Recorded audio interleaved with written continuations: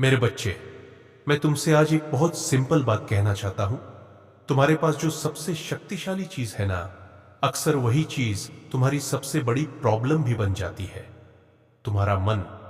तुम जो भी बात अपने मन से बार बार बोलते हो, वो बिना सवाल किए मान लेता है। अगर तुम रोज अपने मन को यह समझाते रहते हो, मैं ज्यादा आगे नहीं बढ़ सकता, ये मेरे बस का नहीं, मैं हमेशा ऐसा ही रहूंगा, तो तुम्हारा मन कहता है ठीक है, और फिर तुम्हारी जिंदगी वैसे ही चलने लगती है। लेकिन अगर तुम अपने मन से कहना शुरू करो, अभी मुश्किल है पर सुधर सकता है, तो क्या हुआ? अगर डर लग रहा है मैं सीख सकता हूं, तो वही मन तुम्हारे लिए रास्ता ढूंढने लगता है। इसलिए समझो, तुम्हारा मन तुम्हारा दुश्मन नहीं है, बस तुम उसे गलत डायरेक्शन दे रहे हो। आज जो ज्यादा लोग परेशान हैं, जो रात को ज्यादा सोचने लगते हैं, जो छोटी छोटी बातों में एंजाइटी फील करते हैं, उसका एक ही कारण है, तुम प्रेजेंट में नहीं हो। तुम या तो फ्यूचर का डर बना रहे हो, या किसी रिजल्ट से चिपके हुए हो। एग्जाम का रिजल्ट, रिलेशनशिप का आउटकम। डर पढ़ाई का नहीं होता, ये डर अपनी तैयारी पर भरोसे का होता है। जिस चीज का तुमने प्रैक्टिस कम किया होता है, उसी चीज में डर ज्यादा होता है।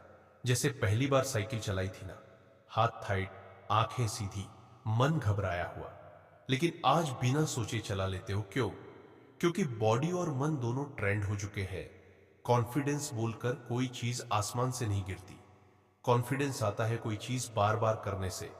इसीलिए जब मैं कहता हूं अपने डर को समझो, तो उसका मतलब ये नहीं कि डर को भगाओ, पहले ये देखो किस टाइप का डर है।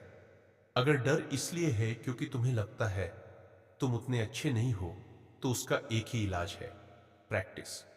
और अगर डर इसलिए है क्योंकि तुम रिजल्ट के बारे में सोच रहे हो, तो तुम्हें सिर्फ एक चीज करनी है, प्रेजेंट में आना।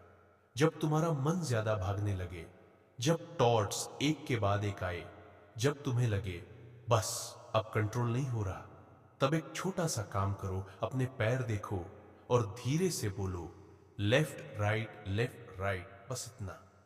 तुम फ्यूचर का कैलकुलेशन नहीं कर रहे, तुम पास्ट को जज नहीं कर रहे, तुम सिर्फ चल रहे हो। और जैसे ही तुम प्रेजेंट में आते हो, मन शांत होने लगता है, तुम फिर से अपनी सोच पर कंट्रोल पाने लगते हो। अब रिलेशनशिप्स की बात करते हैं। बहुत से लोग कहते हैं मैं ओवरथिंक नहीं करता, मुझे बस फीलिंग आती है, कभी कभी फीलिंग सही होती है, पर हर बार नहीं। अगर तुम रोज ये सोच रहे हो वो बदल गया है, वो मुझसे दूर हो रहा है, तो तुम्हारा मन सिर्फ वही चीजें देखेगा जो तुम ढूंढ रहे हो। एक लेट रिप्लाई, एक छोटी सी बात, और मन तुरंत कहानी बना लेता है। इसलिए याद रखो, तुम अपनी विचार नहीं हो, विचार आती जाती रहती है। तुम वो हो जो विचार को देख रहा है। और एक बात और समझो, डर होना गलत नहीं है।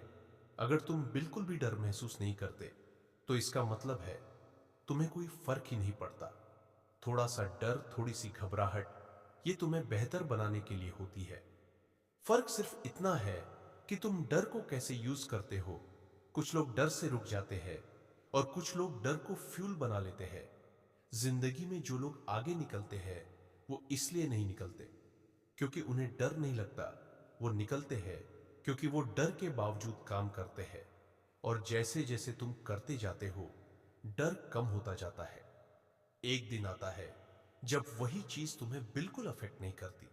लोग अप्रोच करने से डरते हैं, इंटरव्यू से डरते हैं, स्टेज से डरते हैं, क्योंकि तुम पहले ही रिजल्ट इमेजिन कर लेते हो, रिजेक्ट हो जाऊंगा, मजाक बन जाएगा, फेल हो जाऊंगा। लेकिन सच ये है, काम का मतलब रिजल्ट नहीं होता, काम का मतलब होता है काम करना। हेलो, बोल दिया, तुमने अप्रोच कर लिया, बाकी सब तुम्हारा मन ऐड करता है। इसलिए मैं तुमसे बस इतना कहना चाहता हूं, जब भी डर आए, जब भी एंजाइटी आए, जब भी ओवर थिंकिंग शुरू हो, रुक जाओ, देखो डर किस चीज का है, और फिर सीधा काम करो। अगर स्किल कम है तो प्रैक्टिस बढ़ाओ, अगर आउटकम का डर है तो प्रैक्टिस में आओ। जिंदगी तभी बदलती है जब तुम शुरू करते हो। और याद रखो मेरे बच्चे, मैं हमेशा तुम्हारे साथ हूं, पर कदम तुम्हें ही बढ़ाना होगा। डर से भागो मत, उसे समझो, उसे शक्ति बनाओ, और धीरे धीरे तुम खुद देखोगे कि जो चीज कल तुम्हें रोक रही थी, आज वही तुम्हें आगे ले जा रही है।